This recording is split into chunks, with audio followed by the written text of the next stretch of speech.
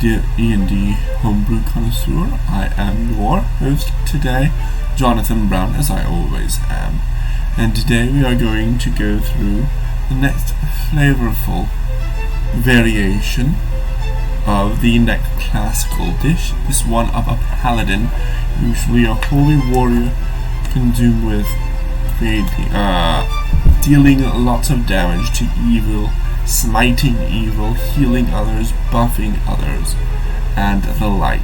This is an oath that is called the Oath of the Grim March. Now this one, it is a bit of a darker theme, but it is still on par with the paladins of yore. This one, instead of it is still on par with the paladins, as the story behind this recipe is all about how some paladins have seen undeath face to face and seen the terrible consequences of it, and so seek to destroy undeath and use undeath against itself to destroy it and let death take its natural course, which is very, very fascinating. Keeping death, abhorring undeath, but using it. Those are the three main tenets of the oath. And then as the recipe continues, they gain some different magical abilities, what you would call spells, that also harm others or buff themselves, giving some temporary hit points, or messing with the senses, or just straight out dealing damage. As in with all paladins, you get channel divinity, channeling your oath into yourself for different magical effects. For this one, there is one where you create a magical sword that deals extra damage against undead, or another one where you temporarily control an undead creature to deal damage to someone else, which is very interesting, along with what is part and parcel with the paladin is their auras, these areas of effect that help others. They either increase the resilience of the people around them, or deal more damage, or there's all sorts of different ones. This one is all about reducing the damage taken from undead creatures, which makes sense with the whole story that is being performed here. And then as you go higher and as the recipe continues, you no longer need to eat or rest or sleep.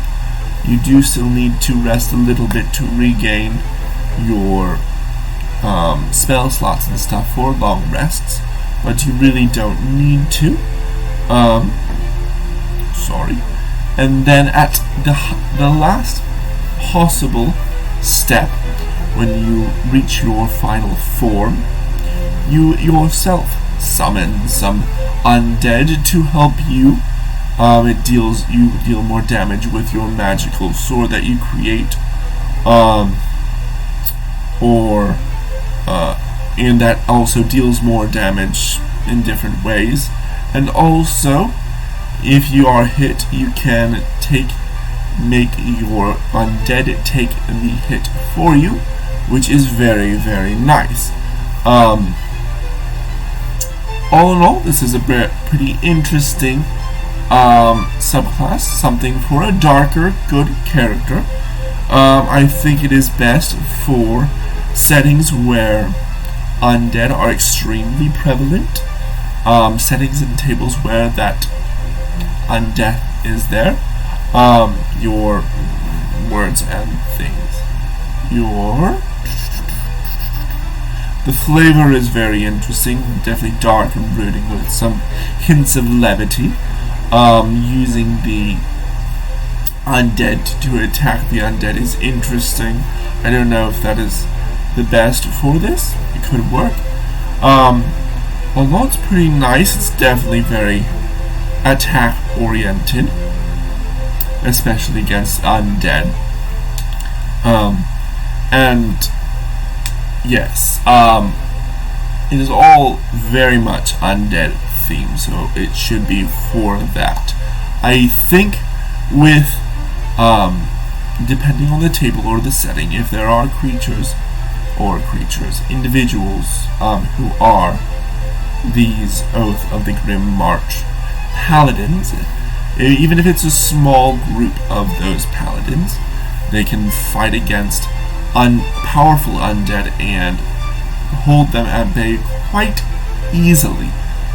So maybe undead are no longer threatened, so the numbers fluctuate. Would be interesting, or they go into a place where there is undeath and fight them there to stop him from entering the world itself. Let's see here. I would say there might be some cause for concern, as it seems the damage is quite powerful all throughout, so something to mitigate that would be great. I am not sure what that should be. Let's see. Definitely should not be any other subclass. And next week we're going into the Ranger. I'm still doing classes, and all real life stuff is very fun indeed. And let's see what else. Still streaming, all that fun stuff. Join me next week for the Ranger, and I think that is about it. And with that, I bid you adieu.